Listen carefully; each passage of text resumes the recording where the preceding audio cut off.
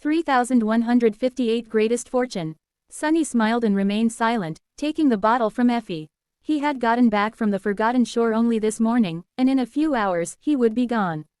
Behind them, in the ivory tower, Neffys and Cassie were finishing the last of their preparation and addressing the firekeepers.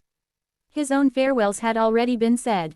The three freshly baked sovereigns, meanwhile, were in the strange interim period where their duties had already been decided, but did not become reality yet. An army of bureaucrats, administrators, and military officers were feverishly rearranging the whole framework of how humanity functioned at the MOM-ENT. Until the logistical side of the leadership change caught up, Effie, Kai, and Jet had precious little to do. It was all too sudden and not at all ideal, bound to cause damage across both worlds, but also a part of the process. If Sunny and Neffys wanted to ensure a flawless transition, they would have had to spend years arranging everything properly. That delay, however, would have caused even more harm. Now that the apocalypse was in full swing, Sunny had to abandon the idea of doing things without suffering losses. Somewhere along the way, everything had become an issue of mitigating the damage, not avoiding it altogether. It was a shift in mentality that he did not want to accept, but also a necessary one. So, this hasty transition was, in fact, a good trial run of the dire changes to come. Once pieces of Earth started to fuse with the dream realm en masse and the situation worsened even further, with unexpected calamities striking without warning on a regular basis, humanity would have to learn how to function with utmost effectiveness despite the utter chaos. Taking a sip of the wine and appreciating its flavor, Sunny smiled wistfully and looked at the bottle. This bottle, too, was a symbol of humanity's perseverance and adaptability. The grapes used to brew the wine were a strain developed in Ravenheart from Godgrave vines, then cultivated in the uniquely fertile soil of the Night Garden. The beautiful bottle itself was produced in the glass hell and was sturdy enough to be used as a weapon. In fact, humanity had three superb bread baskets now. Ravenheart with its rich volcanic soil, the Night Garden with its mystical enchantments, and Effie's domain that had been infused with a fragment of War God's own vitality.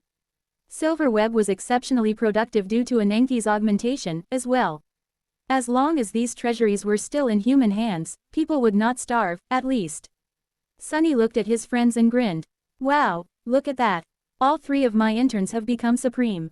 That is, like, a 100% satisfaction guarantee.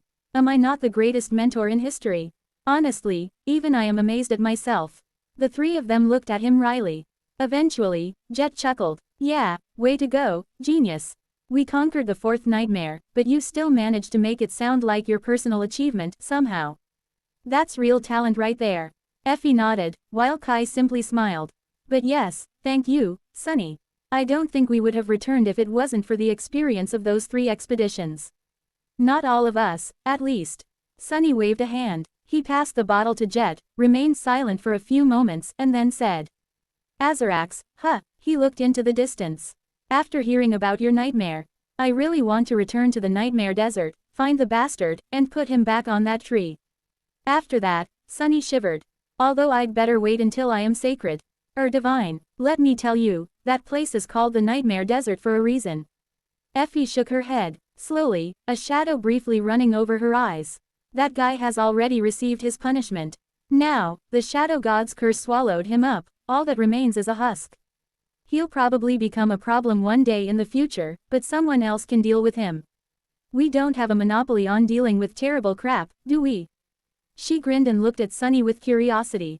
Our nightmare is in the past, though. But yours will begin soon. So, how do you feel? Sunny remained silent for a bit, then shrugged. All right, I guess. If anything, I feel unburdened. I basically got rid of all my earthly possessions, so it's all a bit weird. He smiled faintly. Every time I entered a nightmare before, I was wary of what awaited me in the seed. But now, strangely enough, I am not that worried about the nightmare itself. I am only worried about its aftermath, how much time will pass, how the world will fare without me, how much I will change. Kai sighed. It feels strange to us, as well. He looked at the procession of knights far below, which was now approaching the Mirror Lake. A sea of scarlet banners billowed in the wind, and around it, a vast city was boiling with life. Kai's expression turned a little wistful. We entered the second nightmare together. We went into the third one together, as well. So, except for the first, you have never challenged a nightmare without us. I can't help but worry. Sunny chuckled. Now you know how I felt when you went into the seed.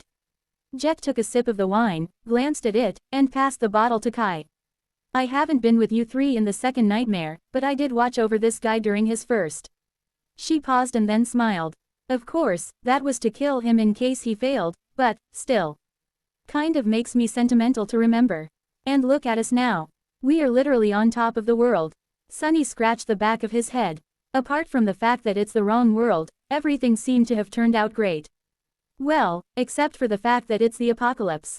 So, there are two facts: we are on top of the wrong world, and that world is ending. Come to think of it, I take it back.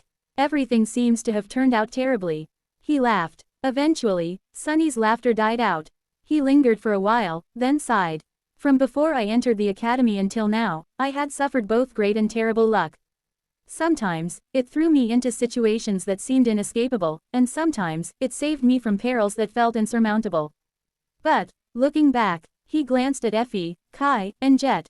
It's clear to me now that my greatest fortune has always been somehow meeting the right people. There are so many people without whom I wouldn't have made it that far, and among them, meeting you three was truly my greatest blessing. Sunny smiled. Usually, after saying something so earnest, I would immediately follow it up with a joke to handle the aftermath. But, you've just returned from your nightmare, and I am leaving for mine. Who knows when we will get the chance to see each other again? So, I just wanted to say thank you. For tolerating me for all these years and helping me become who I am. For everything. The three of them studied him for a few moments. Then, Jet smiled and waved a hand.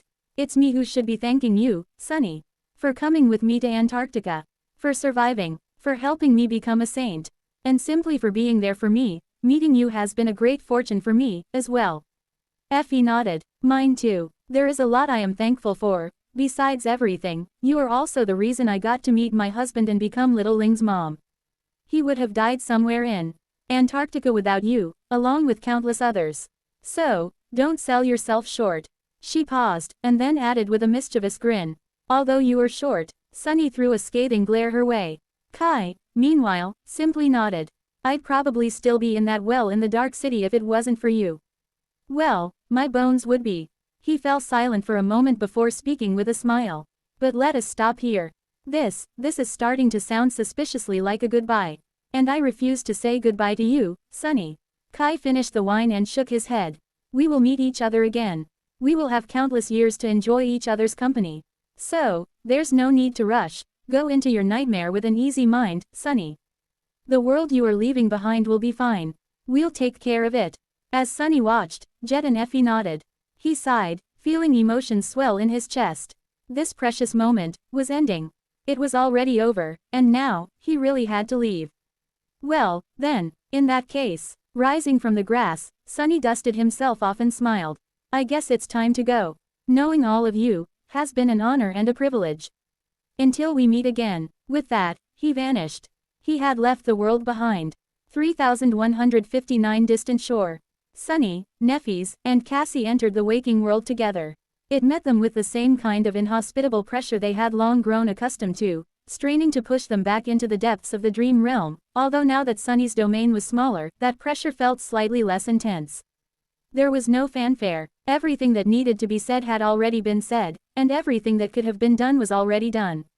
They did not need to pack anything or prepare equipment, either. Supremes did not need a lot to sustain themselves and could carry a lot in their soul seas. So, the three of them looked like they were going on a casual walk. Even if they were leaving to challenge the most dire of nightmares. The manner of the Immortal Flame clan was quiet, since the Fire Keepers were in the dream realm at the moment. So was Smile of Heaven, who had long resided in the Ivory Tower. Now that both Neffys and Cassie were going away, Effie was going to look after her. It was not only Effie who would remain on the Ivory Island, either. Kai and Jet would be based there as well, taking turns watching over the waking world. The Fire Keepers would remain an independent force ready to assist any of the 4 domains that spanned the Dream Realm now, while the Wolves and the Night Singers would return to Earth. But these were not issues Sunny had to concern himself with anymore. He used Shadow Step to bring Neffys and Cassie out of NQSC, into the depths of the toxic wasteland beyond. They had a long way to go and little time to waste, hurried by the need to reach their destination before the War Realm tossed them out. Still, Sunny allowed himself a few moments of reflection while taking in the desolate landscape around them. Funny. His voice was quiet. Outside used to mean death, especially to us, people from the outskirts, who lived closer to it than anyone else. The thought of leaving the city was no different from contemplating suicide. We were so scared of it that, most of the time, we forced ourselves to forget that it even existed. He inhaled deeply and then grimaced. But now, it's like going on a picnic. I am not sure if that is because I am much more difficult to kill now, or because I have experienced countless places that were far worse than this. As if responding to his comment, a chilling howl resounded somewhere in the distance, and he sensed numerous shadows converging on their location. They were the shadows of the new masters of Earth, the nightmare creatures. People like to believe that the waking world still belonged to them, but in truth, most of its surface had been populated by abominations for a long while now. Just like humans were settling the dream realm, the nightmare creatures were settling Earth, and they were far more successful colonizers than mankind. Nephis looked around, too. This land will flourish again. Her voice was even and resolute. She bent down and picked up a handful of dry, lifeless soil. It spilled through her fingers like dust, flowing down in a dark stream. When it is all over, and the nightmare spell is no more, once we've won, there will be those who will bring it back to life. She paused for a moment, and then added, "Maybe we will." They moved on. The desolate reaches of the northern quadrant were teeming with nightmare creatures, but none of them were powerful enough to cause Three Supremes serious trouble. Sunny moved with startling speed, as well, carrying Nephis and Cassie through the shadows. It did not take them long to reach the edge of the continent, where a deep ocean washed over its shore. From there, they took to the sky. East, east, across the ocean, as they flashed across the heavens, moving from the radiance of day into the dark shroud of the night, Sunny was somewhat surprised to see how swiftly they were devouring distance. He had rarely traveled this way in the waking world, and the dream realm was vast, far more spacious than Earth. But then again, with how swiftly awakened moved, especially those of higher ranks, it had to be. The endless expanse of that alien world had seemed too daunting once, but now, it felt ordinary. Long before the strain of remaining in the waking world became unbearable, they finally crossed the ocean and landed on an unfamiliar shore. Around them, the air was acrid with the smell of sulfur, and great pillars of smoke were rising into the sky on the horizon. Those were the volcanoes that had awakened in the aftermath of the Category 5 gate opening, blanketing the world with ash. Sunny, Nephis, and Cassie stood on the outskirts of a dead city. The streets were empty and forlorn, the buildings had collapsed or were staring at them with empty windows. Everything was covered by ash, and rusted remains of destroyed ships protruded from the tumultuous water in the harbor. The landscape, the vast expanse of ashen mounds, the colossal pillars of smoke supporting a dark plain of clouds that obscured the sky, the deteriorated ruins of a lifeless city, was alien and strange, as if they were still in the dream realm instead of on Earth. This was America, the first continent humanity had lost to the tide of nightmare creatures, as well as the place where immortal flame and smile of heaven had perished while trying to buy as many people as possible time to evacuate. Looking at the ruins, Sunny felt a dull ache in his chest. All of it looked too familiar. Ash replaced the snow, and the layout of the city was different. But it reminded him terribly of Falcon Scott, of the mournful devastation of Antarctica. He sighed. There, in the shadows of the vast ruin, something was already moving, awakening. Due to their presence, nightmare creatures were crawling out of their lairs, attracted by the scent of human souls. Glancing at Nephis, Sunny frowned and moved forward. Come, let's not linger. They had to find the nightmare gate that had killed this land. 3,160 rushing towards a nightmare. Sunny and Nephis could have eradicated the nightmare creatures that populated the slaughtered city. In truth, they could probably have slain every abomination in America. Even the unknown cursed one who was presumed to dwell on this continent was not an insurmountable challenge. In fact, their track record of battling cursed creatures was quite spotless so far. Perhaps Nephis wanted to avenge the destruction of her family, as well as too many other families to count. But they had not come to America to fight this time. Fighting a cursed abomination on Earth could very well cause it irreparable damage. The planet itself would be fine, but billions of humans still populating it could perish. Take America, for example. The massive volcanic eruption caused by the calamity that had happened here caused temperatures to drop across all quadrants. The natural disasters that followed were devastating. If not for the fact that humans had caused several such cataclysmic events themselves in the past, and therefore knew how to survive them, they could have gone extinct by now. New abominations would emerge from the Nightmare Gates eventually, anyway, if the whole continent wasn't swallowed by the Dream Realm even before that. Besides, slaying endless hordes of nightmare creatures and battling a cursed one was going to take time they did not have. They had come here to find the seed, not to hunt abominations. So, no matter how meaningful this place was to Nephis, they had to move stealthily instead of engaging in all-out slaughter. She was looking at the ruins with a distant expression on her face, white sparks dancing in the depths of her eyes. Sunny looked at her with concern and asked quietly, "What are you thinking about?" Nephis remained silent for a while, then sighed and pulled her gaze away from the lifeless remains of the city. The price of failure. She paused for a moment and added in a deeper tone. And the merit of trying, anyway. Immortal Flame and Smile of Heaven must have known that they would most likely die here. They had been mere masters, after all. Even if no one had ever seen a gate like the one that opened in America, they understood how terrifying the nightmare creatures that emerged from the apocalyptic gate would be. And yet, they still attempted to stall them so that more people could survive. America still fell, countless lives were still lost. But not quite as many as would have been without their efforts. But would the world have been better off if Immortal Flame and Smile of Heaven had chosen to save themselves instead of helping the civilians? There was no way to tell. Broken Sword might have been still alive. The sovereigns might never have turned on each other. There could have been no Godgrave, no Dream Plague. Nephis might not have grown up being hunted like an animal and watching her clan slowly wither and die.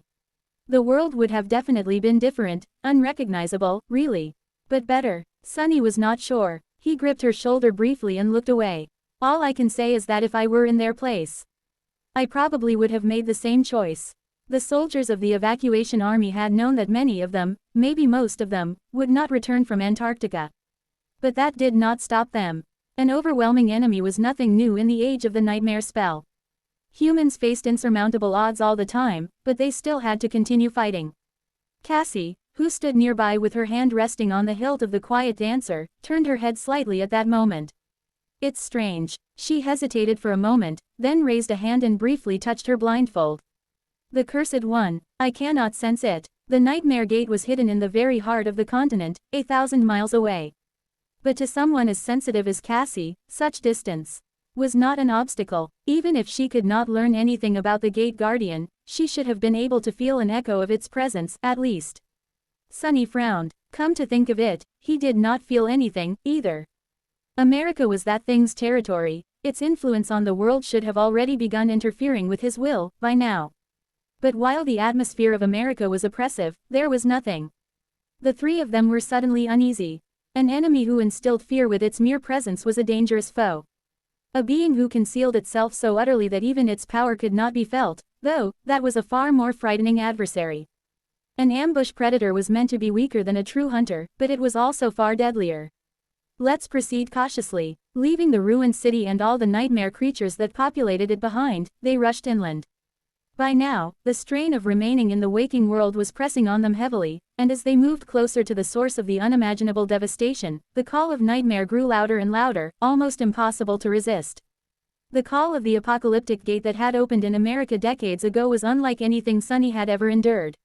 It was powerful, magnetic, irresistible. If not for the harrowing experience of witnessing the true tomb of Ariel, he would have been tempted to succumb to it entirely. But everything paled in comparison to that terror. They saw more destroyed cities on the way. They saw wreckages of military machines and signs of a desperate struggle, as well. The forces of humanity seemed to have been instantly overwhelmed. Having offered little resistance, how could they, when the enemy had been of a much higher rank? The whole continent was like a graveyard, an empty, desecrated graveyard drowning in ash and blackened ruins. It was the sight that sent chills running down Sunny's spine, as if he was looking at an ominous depiction of what all of the world would look like one day soon. They crossed a desert and a grand canyon that split the earth like a festering wound. They crossed a rocky mountain chain, as well. Finally, descending into vast lowlands, they moved across them with as much speed as they could muster. And then, they finally found the Nightmare Gate that had stolen this continent from humanity. It towered above the world like a great pillar of darkness, visible from hundreds of kilometers away. But as they drew closer, its true width was revealed. The abhorrent fissure swallowed several kilometers of the desolate plain, its seething darkness moving eerily in the absence of light. They found the cursed abomination that guarded the gate, as well. It lay on the ground in front of the vast fissure, its flesh itself like a mountain. There were countless limbs, an endless expanse of pale flesh, and a terrible maw that could swallow entire citadels. And blood. There was a sea of black, fetid blood surrounding the ghastly behemoth, soaking the barren land and forming a dark and motionless lake. Its name was Desolation. As Sunny, Nefis, and Cassie stared at the dead god in stunned silence, a voice resounded from their side. Flinching, Sunny turned and saw a man sitting on a slab of broken concrete, even though there had not been anyone there a moment before. The man was wiping his hands with a piece of cloth, the fabric soaked with black blood. There was a subtly revolted expression on his face, and a detached coldness in his eyes. Sunny also saw his own reflection on their mirror-like surface. He grimaced. Look who decided to show up. How the hell did you? How did I manage to kill that thing without destroying half of the planet? Mordred shrugged with seeming indifference. It wasn't that difficult, really. I simply lured it into my mirror realm and killed it there. He smiled darkly and threw the cloth away. Rising, Mordred inhaled deeply and massaged his shoulder with a hint of displeasure. Granted, it was merely the sparing the planet part that was easy. The killing itself was, it was quite unpleasant. He bowed slightly to Cassie and then turned to face Nefis. I would prefer it if we didn't linger. The smell is quite dreadful. She studied him for a moment. So, you've decided to join us in the nightmare, after all. Mordred remained silent for a short while, then looked around and smiled slightly. Well, it seems to me that I have gotten here first. So, if anything, it is you who are joining me. She tilted her head slightly, then nodded. In that case, we shall proceed. It's good to have you with us. Mordred seemed slightly surprised to hear those words. The rest was easy, far easier than Sunny had expected, which hinted that everything that followed would be impossibly hard. They simply crossed the realm boundary, attempting to return to the place where their tethers had been placed. However, instead, they were pulled toward the seed by the call of nightmare. Thrown violently off course, Sunny found himself in an unfamiliar place. The ground was white and as hard as stone. The sky was black and jagged. Half of it was, at least, the other was blindingly white, suffused with incandescent glow. Light poured down like a waterfall, flakes of ash dancing in it like snowflakes. And there was something else, as well. A suffocating, animalistic feeling of fear that suddenly grasped Sunny's heart. The same kind of fear he had felt in the underworld, standing on the edge of the abyss and gazing into its depths. As if he was in the presence of an unholy nightmare creature. Feeling a suffocating heat, Sunny froze. His intuition was telling him that if he moved, he would dearly regret it. The call of nightmare was deafening here. Stay still, Sunny. The four of them had been separated while crossing the realm boundary, so Sunny could only hear Cassie, not see her. He hesitated for a moment, then asked, "Where are we?" But even before she answered, he already put two and two together. The strange texture of the ground beneath him, the irregular shape of the sky, and that name, Desolation. Sunny suppressed an unbelieving chuckle. The jagged sky was no sky at all. It was bone, the jagged edge was where the bone had been broken, and the blinding radiance spilling into the immense breach was one he was all too familiar with. It was the incinerating sunlight of Godgrave. After all this time, they had returned to this cursed place. In fact, they entered a part of it that even Anvil and Kisong had not dared to disturb. They were inside the titanic skull of the colossal skeleton. And the seed they were searching for was right at its center, in the great hollow where the dead god's brain would have been. They were not alone here, either. Another, damn, unholy. Despite the suffocating heat, cold sweat flowed down Sunny's back. Sunny, listen to me carefully. He had no other choice, since moving meant being burned to ash by the sky of Godgrave. Cassie seemed to take a deep breath. You should feel by now the direction the call is coming from. That is where the seed is. Once I tell you, run toward it as fast as you can. That is the only way we will survive, if we reach the seed faster than the thing that dwells here reaches us. Sunny cursed inwardly. When will that be? Cassie did not respond immediately. Once. The clouds close. Now. Sunny flinched. Now, is that an example, or? Even while thinking that, he was already flying through the shadows. Faster, and faster, and faster still. Feeling something vast and ancient stirring in the darkness behind him. Sunny did not know where Nefis, Mordred, and Cassie were. They would have entered the dream realm somewhere in the vicinity of the seed, as well, but the skull of the titanic skeleton was vast. At the moment, they were probably rushing toward the seed just like he was, knowing that only by reaching it they could survive. But would they make it? Would he make it? Sunny did not know. The transition from the feeling of being powerful and all but invincible to small and defenseless was too jarring. Sensing that something malevolent had noticed him, Sunny attempted to accelerate even further. Faster, damn it, who would have thought that he would run toward a seed at full speed one day, praying to dive into a nightmare sooner. Sunny gritted his teeth and turned into a shadow. Cassie, what about? And there, finally, he saw the seed. It was vast and appalling, hanging in the darkness like a pulsating tumor, infecting the world with an endless stream of corruption. The grotesque sight made Sunny's heart skip a beat. The call washed over him like a tide, throwing his mind into disarray. He was so close. Witnessing the great seed, Sunny threw himself at it, and, without ever slowing down, plunged into its vile depths. There, he heard a vaguely familiar voice whispering into his ear. Welcome, lost from light. Prepare for your fifth nightmare. End of Volume 13, Prelude to Apocalypse.